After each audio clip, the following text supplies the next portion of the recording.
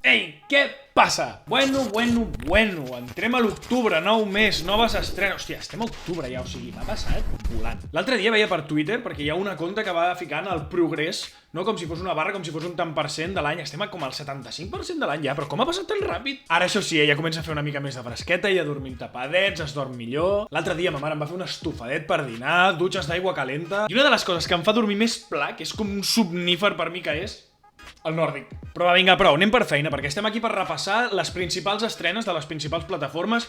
Ni de bon tros seran totes, simplement jo he buscat les que m'han cridat més l'atenció. I ja sabeu, com sempre, us deixo aquí sota la línia del temps, que veureu que està separada per cada plataforma de streaming, per si voleu anar a mirar només a les que teniu vosaltres a veure què s'estrena. Així que va, anem a fotre'ns canya, anem a començar per The Big N, Netflix. Doncs acá en Netflix es nota moltíssim que és octubre, aquests americanos els hi flipa el tema del Halloween, és a finals de mes, i durant tot el mes aniran estrenant tot de cosetes de terror. D'entrada, per exemple, el dia 7 estrenaran la primera temporada de El Club de la Mitjanit. És una sèrie que, com diem, és de terror, semiadolescent, però ojo perquè és de Mike Flanagan. L'últim que li hem vist a Mike Flanagan a Netflix és Midnight Mass, que va tenir un èxit brutal. Però sí, per fer una sinopsis ràpida, és un grup de nois i noies que tots tenen alguna malaltia terminal i fent com una mena de convivències en una casa que van pactant entre tots i totes que el primer que es mori tindrà que aparèixer a la resta del grup. Ara ja anem fins al dia 13 per trobar-nos amb una sèrie molt interessant anomenada El Vigilant. També s'hi estrena la seva primera temporada, al capdavant hi tenim, ojo, Naomi Watts, i coneixerem una família que al cap de ben poquet d'arribar a instal·lar-se per fi a la casa dels seus somnis que l'acaben de comprar, comencen a rebre unes cartes estranyes i viuen unes situacions que els aniran portant a viure un autèntic malson. Tornem a les estrenes de terror i en aquest cas també haurem d'estar bastant al tanto. El dia 25 d'octubre hi arribarà El Gabinet de Curiositats de Guillermo del Toro. Què és això? Sona bastant raro, no? Doncs són simplement 8 contes, 8 històries totalment diferents en 8 capítols, i totes d'elles són històries de terror que a més tenen alguns directors bastant sonats cada una, i si no m'equivoco totes estan escrites per Guillermo del Toro. A més, una cosa que em sembla molt interessant d'això és que per fi Netflix farà com una primera prova d'estrenar capítols no setmanalment en aquest cas, però sí que en principi hauria d'estrenar 2 d'aquests episodis cada dia. Durant 4 dies n'estrenarà 2 cada dia. Va, Netflix, jo t'animo que a les teves millors sèries t'animis algun dia a fer estrenes setmanals. Segur que m'estan escoltant els de Netflix. Del dia 25 saltem a l'endemà, el dia 26 per veure també una estrena bastant interessant. És una pel·lícula, es diu L'Àngel de la Mort i està protagonitzada per ni més ni menys que Jessica Chastain, que és la darrera guanyadora a l'Oscar a millor actriu, i Eddie Redmayne, el protagonista de, per exemple, La noia danesa. I tracta de que una doctora comença a investigar el seu nou enfermer després d'una estranya mort d'un dels pacients. I per últim, el dia 28 d'octubre m'agradaria destacar Wendell and Wild. És una pel·lícula d'animació que m'ha cridat l'atenció, primer, perquè hi ha Jordan Peele per allà al mig, que és el director que per mi ha fet una de les pel·lis de l'estiu, com és Nope, i aquesta Wendell and Wild no n'he volgut llegir gaire més perquè tinc ganes de trobar-me a veure el què, però una de les altres coses que m'ha agradat bastant és que també té com un toc molt de, malson abans de Nadal. Veurem, a part de tot això que us estic explicant, a Netflix hi arriben un munt de més coses. Seguiu-me a les xarxes socials, ja ho sabeu, perquè allà cada divendres doncs vaig dient el que s'estrena aquell cap de setmana i segurament durant el mes aniré dient moltes més d'aquestes estrenes. I ara toca anar a visitar a veure què s'estrena aquest mes a Amazon Prime Video.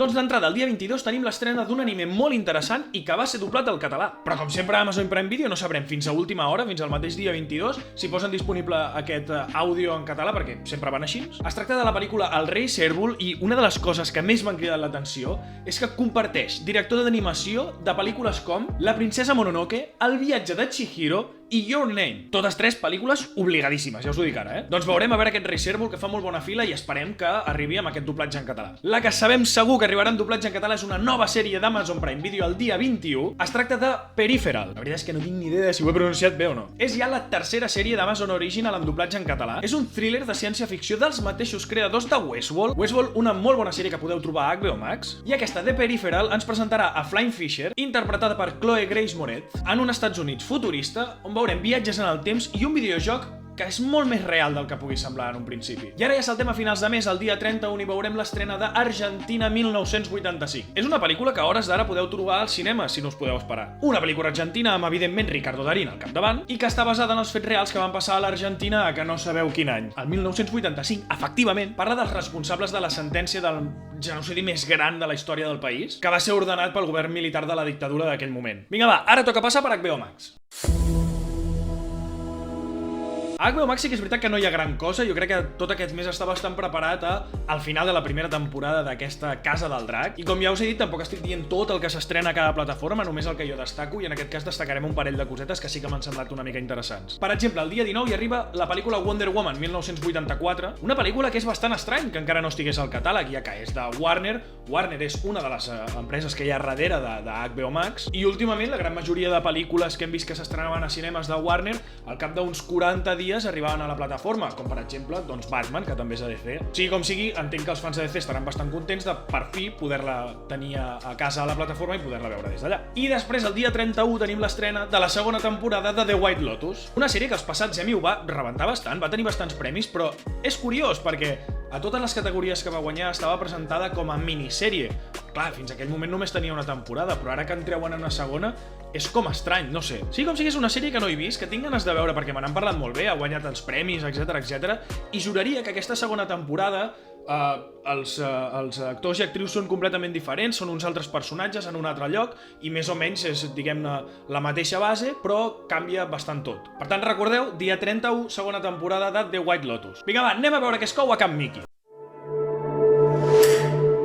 Doncs a Disney Plus també han volgut encarar-se bastant cap a aquest Halloween que arribarà a finals de mes, i el dia 7 s'estrena una coseta bastant interessant, diferent i nova. És de Marvel i es diu La maledicció de l'home llop. Que per què és bastant diferent? Doncs primer de tot, és de Marvel i és una història autoconclusiva. És el primer cop que Marvel fa una pel·lícula, història, digue-li com vulguis, curt, autoconclusiu. És en blanc i negre i a mi l'estil en què està rodat em recorda molt a pel·lícules com Mango o La última Blonde, que hem vist des de fa poquet a Netflix, perquè fa servir tecnologia actual però està gravat amb moviments, plans, recursos que recorden a l'època. I en aquest cas crec que serien com els anys 70 o així. No sé, mola, està guai. Està basada en un tipus de còmics del que no estem acostumats a veure que Marvel n'adapti res, i de fet no crec que aparegui cap dels personatges que coneixem dels més populars. Bueno, clar, ara sortirà el que s'ha llegit tots els còmics de Marvel dient sí que són coneguts. Bueno, però així popularment no, què vols que et digui? Després ja saltem al dia 12, on tindrem també una estrena molt interessant, una minissèrie anomenada Candy. Aquesta segurament no me la perdi, perquè últimament les minissèries em van molt bé, perquè la comences, l'acabes, en aquest cas també són pocs episodis, són 5 capitolets. True crime basat en fets reals. Aquesta Candy, assassinat a Texas, té com aquesta cueta, ens parla de la història de Candy Montgomery, una dona que l'any 1980 a Texas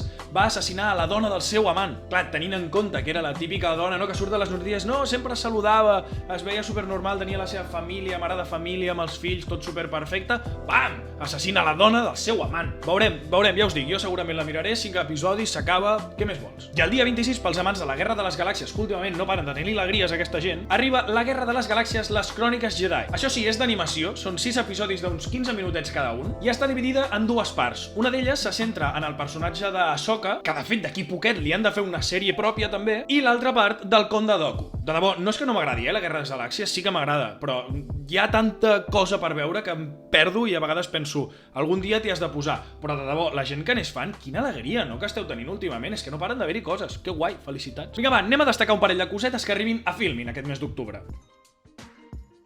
Doncs el dia 7 hi veurem la pel·lícula Vortex, que m'ha semblat bastant interessant per un parell de cosetes que ara us comentaré. És una pel·lícula que reflexiona sobre la mort a través d'una pantalla dividida amb dos personatges, que és un matrimoni de gent gran que estan ja de capa caiguda. La pèrdua de capacitats i de com totes aquestes coses d'alguna manera van separant també aquests dos personatges dins de la seva pròpia casa. I una de les coses que més m'ha cridat l'atenció és que aquesta pantalla dividida m'ha fet recordar aquelles escenes de Better Call Saul, on el Saul Goodman i la Kim es va mostrant el seu dia a dia amb aquesta pantalla separada i com coses que abans sempre feien junts ara es fan per separat. És com molt gràfica, no? Aquesta pantalla dividida, no sé, m'ho ha recordat i ara com que em ve molt de gust. Ja sabeu que sóc molt fan de Better Call Saul. I també a Filmin el dia 4 hi tenim l'estrena d'una sèrie que, hòstia, m'ha cridat bastant l'atenció, la temàtica és guapa. Es diu Enemiga del poble. Són 8 episodis i tracta d'una periodista que d'un dia per l'altre es torna una de les persones més odiades del seu país, bàsicament perquè destapa una trama que associa a un jugador ultra popular i ultra estimat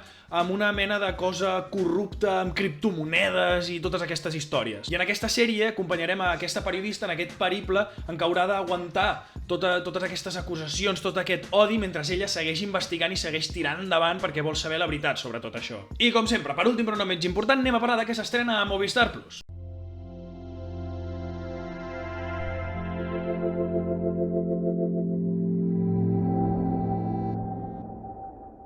Mireu, a Movistar Plus en destacarem un parell de cosetes. Primer, el dia 27 s'estrena una sèrie, és espanyola i s'anomena L'Immortal. La sèrie parla dels Miami, una gent que als anys 90 a Madrid tenien el control de tot el contraband de cocaïna, el control de les discoteques, una gent que es van convertir totalment en els capos de Madrid i tot això ho controlava el que l'anomenaven l'Immortal. I aquesta sèrie ens mirarà de posar en situació de tot el que va fer aquesta gent en la seva època a través del seu cap. I per últim, el dia 31, una minissèrie de la que se n'ha parlat moltíssim, i es tracta de This England. La veritat és que és molt guai, perquè parla de la presidència de Boris Johnson i està interpretat per Kenneth Branagh. Sí, aquest que esteu veient és Kenneth Branagh, no és Boris Johnson, és increïble el que s'assembla. És que es mimetitza amb l'original a més no poder. I la minissèrie tocarà els punts més importants que li va tocar viure com a president, com per exemple el Brexit o la gestió de la crisi de la Covid, entre també molts dels escàndols que van sortir en nom de Boris Johnson. Doncs au, repassadet a les estrenes d'octubre feta, jo crec que hi ha bastanta xitxa, no, aquest mes, hi ha bastanta coseta interessant. Home, com a mínim espero que hagis trobat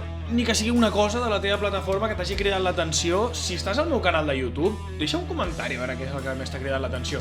I si estàs veient això per FibraCat, doncs et deixo per aquí sota les meves xarxes, segueix-me des d'allà i digue'm, hosti, a mi he vist aquesta o m'ha cridat l'atenció aquesta, tu l'has vist, ho comentem, sí, m'encanta xerrar d'aquestes coses, ja ho sabeu. I a més, si em segueixes a les xarxes, com ja he comentat, com que no parlo d'absolutament totes les estrenes de cada plataforma, perquè si no ens estaríem aquí fins demà passat, per si no ho saps, en allà cada divendres faig un vídeo d'un parell de minuts dient el que s'estrena aquell cap de setmana, per tant ens podem endinsar una mica més en totes aquestes estrenes que potser ara m'he anat deixant, però que després anirem repassant setmana a setmana i en allà les tindràs. I així d'alguna manera també jo crec que t'evites aquella estona d'estar buscant, que no saps mai què posar, que t'estàs més estona buscant, o li treus una miqueta més de suc a la teva plataforma, que val una pasta. I arribats a aquest moment, com sempre us dic, si has arribat fins aquí jo crec que t'agrada lo suficient com per deixar-te un bon like, que no et costa absolutament res, a mi m'ajuda moltíssim, i si ja li vols donar tot el suport hagut i per haver al contingut en català a YouTube, subscriu-te al canal. Us deixo alguns vídeos per aquí que estic seguríssim que us encantaran.